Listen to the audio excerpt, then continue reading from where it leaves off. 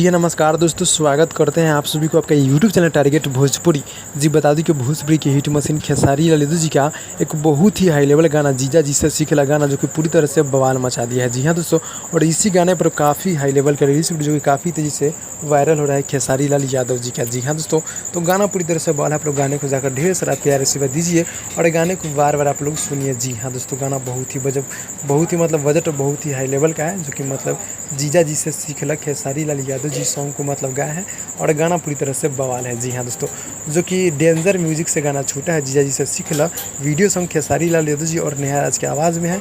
बहुत ही गजब, बहुत ही हाई लेवल का है। डेंजर म्यूजिक से गाना अभी भी पूरी तरह से बवाल मचा दिया है। जी हाँ दोस्तों, डायरेक्ट वीडियो सॉन्ग छोड़ा गया और वीडियो पूरी तरह से गजब, बहुत ही हाई लेवल का हो गया है। और रील्स वीडियो आप लोग अगर आप लोग अभी तक नहीं बनाए तो जाकर रील्स वीडियो बनाइए और इस गाने को ढेर सारा प्यार आशीर्वाद दीजिएगा। जी हाँ दोस्तों, तो भाई लोग ये छोटा सा अपडेट था, अच्छा लगा तो लाइक कीजिएगा। मिलते हैं अगले वीडियो में, तब तक के लिए धन्यवाद दोस्तों।